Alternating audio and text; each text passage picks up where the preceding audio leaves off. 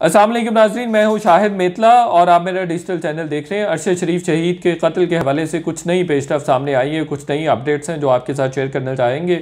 एक तो postmortem report जो केनियन हुकाम ने पाकिस्तानी हुकाम के हवाले की थी, उसमें ओरिजिनल पेपर्स गायब हैं। किसने गायब किए हैं, इस पर बात करेंगे।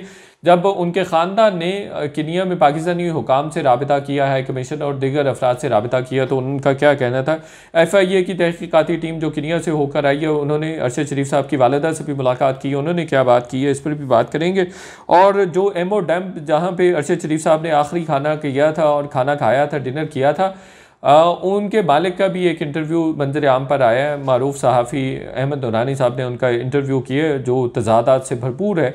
इस पर भी बात कर लेंगे, इस पर भी बात होनी चाहिए। और ये भी आपके सामने रखेंगे कि अभी जो पोस्टमार्टम रिपोर्ट सामने आई है, ये असली है नकली है, इस पर भी बात करेंगे। और इसमें मौत की वजह किसको करार दिया गया, अहम मालूमात है जो आपके साथ शेयर करना चाह रहे हैं। और टॉर्चर पर भी बहुत बहस हो रही है कि टॉर्चर हुआ या नहीं हुआ, उनके ख़ानदान को पता था या नहीं पता था। इस पर एक एक करके बात कर लेते हैं।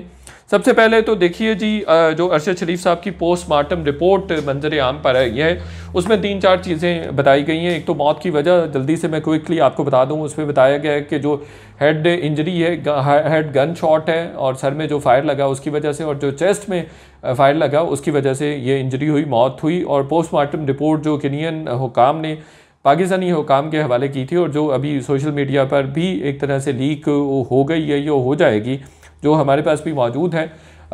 ये रिपोर्ट है, यही रिपोर्ट है जो केनियन हुकाम ने पाकिस्तानी हुकाम के हवाले की थी। ये पाकिस्तानी हुकाम जो केनिया में जो पाकिस्तान का हाई कमीशन है, वो ये बात बता रहे हैं कि ये रिपोर्ट असल है। लेकिन जो असल पेपर जो केनियन हुकाम ने यहाँ अरशद शरीफ साहब के ख़ानदान के लिए भेजे थे, वो गायब है।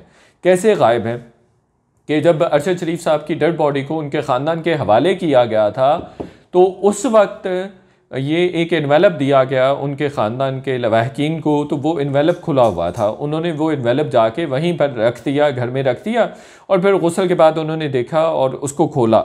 जब उन्होंने उसको खोला तो उसमें कुछ फ़ोटो, उसमें असल रिपोर्ट जो थी वो गायब थी और सिर्फ फ़ोटो कॉपी थी। तो फिर उन्होंने पाकिस्तानी जो हाई कमीशन है केनिया में, सैयदा सकलैन, उनसे कांटेक्ट किया, उनसे रबता किया और उनसे पूछा कि ये रिपोर्ट तो गायब है, यहाँ असली रिपोर्ट नहीं है, ये तो फ़ोटो कॉपी है। उनका ये कहना था, और दिगर जो पाकिस्तानी डिप्लोमेट्स थे उनका ये कहना था कि हमने तो ओरिजिनल पेपर्स और ओरिजिनल रिपोर्ट आपको भेजी थी, तो ये गायब कैसे हो सकती है। बहरहाल उन्होंने कहा कि ये वही रिपोर्ट है, उसी रिपोर्ट की, उसी असल रिपोर्ट की ये फ़ोटो कापी है, लेकिन ये गड़बड़ हुई है, ये जालसाजी हुई है और मैनिपुलेट हुआ है कुछ ना कुछ मामला, और असल रिपोर्ट अरशद शरीफ साहब की गायब है। तो ये बात कंफर्म होगी। इस रिपोर्ट में जो अभी फ़ोटो कॉपी अवेलेबल है, हमारे पास अवेलेबल है, इसमें तो ये कहा गया है कि गन शॉट की वजह से चेस्ट पे भी एक गन शॉट लगा है और सर में भी लगा। और फिर ये भी कहा गया है कि जो 23 अक्टूबर को ये डेथ हुई थी रात 10 बजे के करीब। और फिर ये भी इसमें कहा गया है, इसमें टॉर्चर का मेंशन नहीं किया गया। एक बहस भी छिड़ गई है जब से कामरान शाहिद साहब ने प्रोग्राम किया है कि टॉर्चर हुआ है या नहीं हुआ। तो देखिए, मुख्तलिफ आरा सामने आ रही हैं। जो जमशेद ख़ान जो कि एमओ डैम्प का को ऑनर है, वो कह रहा है कि उन पर टॉर्चर नहीं हुआ है अरशद शरीफ साहब पे, बल्कि वो जो कहानी सुना रहा है वो तज़ादात से भरपूर है। वो कह रहा है कि जी खुरम जैसे ही अरशद शरीफ साहब के साथ हमने डिनर किया और खुरम उसको लेकर निकला, तो वो जा रहा था, तो वो रास्ते में पत्थर पड़े हुए थे और पत्थरों पर वो रुके नहीं, चूँकि अंधेरा था। उन्होंने समझा कोई और चोर डाकू वगैरह हो सकता है, तो उन्होंने गाड़ी भगाने की कोशिश की और फायरिंग हुई। और फिर उसी वक्त उन्होंने फायरिंग के बाद ही अपने भाई वकार को फ़ोन किया और वकार को कहा कि इस तरह से हो गया। तो उन्होंने कहा फ़लाँ जगह पे टिंगा एक एरिया है, वहाँ पे आप पहुँच जाए, वहाँ पे मेरा फार्म हाउस है। तो मेरा मतलब है उनकी एक और प्रॉपर्टी वहाँ पे थी। तो जमशेद ख़ान ने कहा कि वकार ने मुझे बताया है कि इस तरह से अरशद शरीफ की गाड़ी पर फायरिंग हुई है, और वो वहाँ पे पहुँच गए। और जब वहाँ पहुँचे तो देखा कि उनकी बॉडी डेड थी, यानी वो हलाक हो गए थे अरशद शरीफ साहब। तो फिर उसने कहा कि वकार ने पुलिस को इत्तला दी और पुलिस ने आके फिर 1 घंटे बाद पुलिस वहाँ पर पहुँच गई। उनके साथ रिपोर्टर्स भी थे और भी मीडिया की टीमें मौजूद थी। और इस तरह से हुआ। उसने कहा जो जहाँ पे पत्थर रखे हुए थे वहाँ पे कोई ऐसा पर्सनल कोई नहीं था, कोई आर्मी का, सिक्योरिटी फोर्सेस का, ये पैरामिलिट्री फोर्सेस का कोई लोग नज़र नहीं आ रहे थे, वैसे पत्थर रखे हुए थे। तो ये भी तजाद है। जबकि केनियन पुलिस कुछ और कह रही है। केनियन पुलिस तो ये भी कह रही है कि गाड़ी से फायर हुआ था। वो जमशेद खान ने कहा नहीं, ऐसी कोई बात नहीं है, और अगर ये फायर हुआ है तो FIR वगैरह होनी चाहिए थी अरशद शरीफ साहब की गाड़ी पे कि भाई इनकी तरफ से फायर हो रहा है, वो है केनियन पुलिस पर। और जो मुबैना तौर पर इंजर्ड है पुलिसमैन, उसको हमारी तहकीकाती टीम को भी प्रोब नहीं करने दिया गया है, और DG FIA का इस सिलसिले में स्टेटमेंट भी आ गया। फिर वो जमशेद खान ये भी कह रहे हैं कि जी हमने वकार खान ने बेसिकली इत्तला दी पुलिस को। ये भी एक तरह से कंट्रोवर्शियल है। पुलिस ने फ़ौरन ही लेके एडमिट कर लिया था कि ये हमसे हुआ है और मिस्टेकन आइडेंटिटी का केस है। और जनरल सर्विस यूनिट की जानिब से ये एक पैरामिलिट्री फोर्स है केनिया में जिन्होंने ये किया है। फिर वो ये भी कह रहे हैं कि इस तरह से भी जमशेद खान ने बात की कि ऐसा जो कहा जा रहा है कि ड्राइवर के बारे में, खुरम के बारे में बात की जा रही है कि उनको गोलियां क्यों नहीं लगी हैं। तो उसने कहा नहीं, उनकी तरफ से भी गोलियां आईं और वो शायद उसको लग नहीं सकी और वो अरशद शरीफ को लगी हैं। और ऐसा नहीं है कि ड्राइवर साइड से गोलियों की बौछार नहीं हुई या गोलियां नहीं लगी। तो उनका इस तरह के जो बयान है जो कि बहुत सारे सवालात को, मज़ीद सवालात को जन्म दे रहा है, जो कि गलत हैं और ये ख़ुद ही एक तरह से फंसने वाली बात है। तो उनके बयानात में ख़ासा तज़ाद नज़र आ रहा है। एक तो ये बात है जी, और दूसरा वो वही मौक़िफ़ अपना रहे हैं जो केनियन पुलिस ने अपनाया था। लेकिन केनियन पुलिस तो फायरिंग की भी बात कर रही है जैसे मैंने पहले कहा, लेकिन उन पर किसी किस्म की FIR नहीं। बहुत बड़ा सवालिया निशान है कि खुरम जो है वो ज़ख्मी क्यों नहीं हुआ है।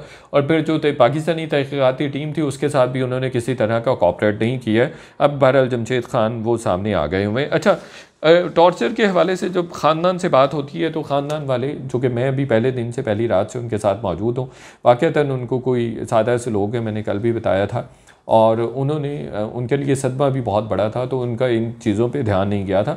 वहाँ पोस्टमार्टम रिपोर्ट में ये जो केनियन हुकाम ने दी उसमें ये लिखा गया है कि 2 नाखून लिए गए थे जो कि DNA वगैरह और बाकी जो पोस्टमार्टम और फोरेंसिक वगैरह करने के लिए वो उतारे गए थे उनके नाखून। तो ख़ानदान वालों ने समझा कि ये इस तरह से किया गया कि टॉर्चर के हवाले से वो अभी भी उस तरह से सर्टन नहीं है, बट उनको लगता है कि ये हुआ है टॉर्चर, अभी भी सर्टन नहीं है। चूँकि मैंने आपको कल या परसों की वीडियो में भी बताया था कि जब कामरान शाह साहब ने ये स्टोरी की तो उनके ख़ानदान ने बाकी उनके दोस्त अहबाब से पूछना शुरू कर दिया कि क्या ऐसा हुआ भी है और ऐसी बात है।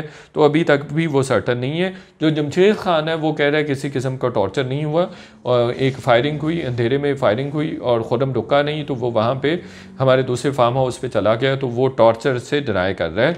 तो इस हवाले से मुख्तलिफ सहाफ़ी मुख्तलिफ आरा रखे हुए हैं, कुछ कह रहे हैं कि टॉर्चर हुआ है, कुछ कह रहे हैं नहीं हुआ। ख़ानदान का ये मानना है कि थोड़ा बहुत टॉर्चर हुआ है, सर्टन नहीं है।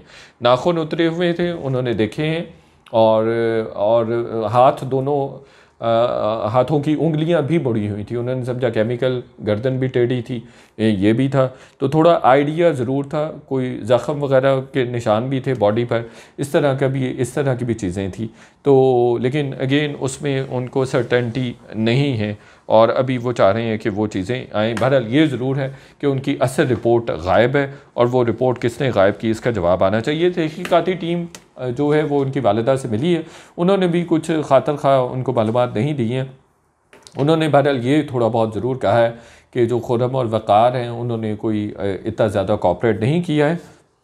उन्होंने भी कोई टॉर्चर का जिक्र नहीं किया है कि उनकी बॉडी पर टॉर्चर हुआ है या नहीं हुआ है।